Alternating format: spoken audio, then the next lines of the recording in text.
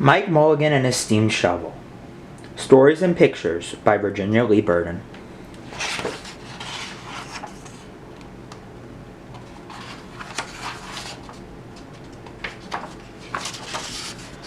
Mike Mulligan had a steam shovel, a beautiful red steam shovel. Her name was Marianne. Mike Mulligan was very proud of Marianne. He always said that she could dig as much in a day as 100 men could dig in a week, but he had never been quite sure that this was true. Mike Mulligan and Marianne had been digging together for years and years. Mike Mulligan took such good care of Marianne. She never grew old. It was Mike Mulligan and Marianne and some others who had dug the great canals for the big boats to sail through. It was Mike Mulligan and Marianne and some others who cut through the high mountains so that trains could go through. It was Mike Mulligan and Marianne and some others who lowered the hills and straightened the curves to make the long highways for the automobiles. It was Mike Mulligan and Marianne and some others who smoothed out the ground and filled in the holes to make the landing fields for the airplanes. And it was Mike Mulligan and Marianne and some others who dug the deep holes for the cellars of the tall skyscrapers in the big cities. When people used to stop and watch them, Mike Mulligan and Marianne used to dig a little faster and a little better. The more people stopped, the faster and better they dug. Some days they would keep as many as 37 trucks busy taking away the dirt they had dug. Then along came the new gasoline shovels and the new electric shovels and the new diesel motor shovels and took all the jobs away from the steam shovels. Mike Mulligan and Marianne were very sad.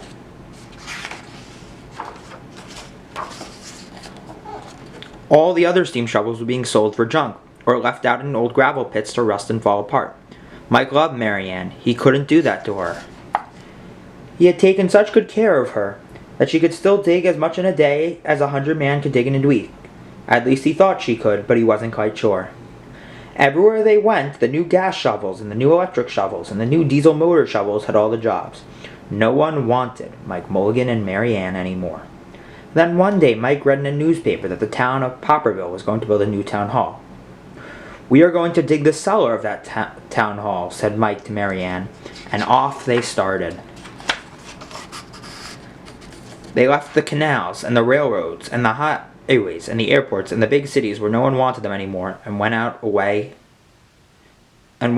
out in the country. They crawled along slowly up the hills and down the hills till they came to the little town of Popperville. When they got there, they found that the selectmen were just deciding who should dig the cellar for the new town hall. Mike Mulligan spoke to Henry B Swapp, one of the selectmen.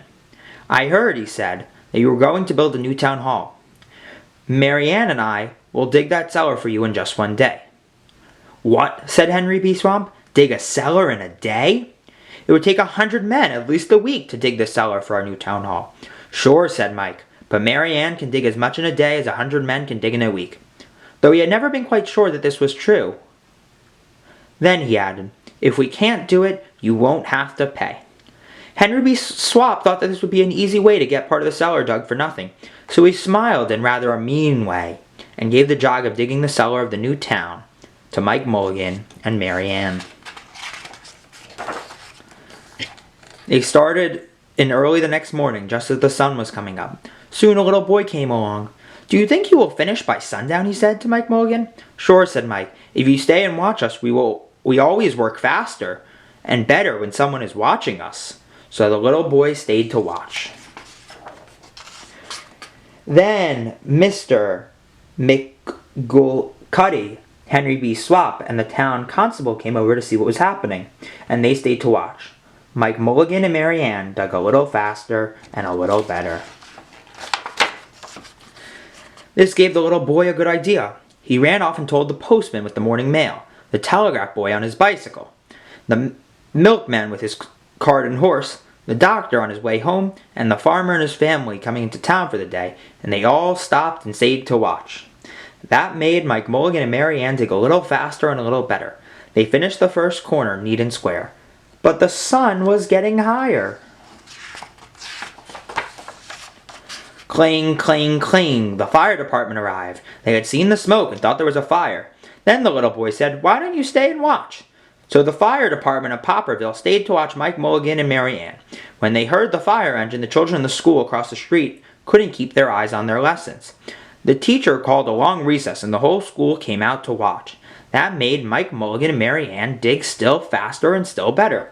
They finished the second corner neat and square, but the sun was right up in the top of the sky. Now, the girl who answers the telephone called up the next towns of Bangerville and Bopperville, and Kipperville and Copperville, and told them what was happening in Popperville. All the people came over to see if Mike Mulligan and his steam shovel could dig the cellar in just one day. The more people came, the faster Mike Mulligan and Marianne dug, but they would have to hurry. They were only halfway through and the sun was beginning to go down. They finished the third corner, neat and square. Never had Mike Mulligan and Marianne had so many people to watch them. Never had they dug so fast and so well, and never had the sun seemed to go down so fast. "Hurry, Mike Mulligan, hurry, hurry," shouted the little boy. "There's not much more time." Dirt was flying everywhere, and the smoke and the steam were so thick that the people could hardly see anything. But listen. Bing, bang, crash, slam, louder and louder, faster and faster. Then suddenly it was quiet. Slowly the dirt settled down, the smoke and steam cleared away, and there was the cellar all finished. 4 corners, neat and square. 4 walls, straight down. And Mike Mulligan and Marianne at the bottom. And the sun was just going down behind the hill. "Hooray!" shouted the people. "Hooray for Mike Mulligan and his steam shovel! They have dug the cellar in just one day." Suddenly the little boy said, "How are they going to get out?" "That's right," said Mr. McGillicuddy. For Henry B. Swapp. "How is he going to get his steam shovel out?" Henry B. Swapp did not answer, but he smiled in rather a mean way. Then everybody said, "How are they going to get out?"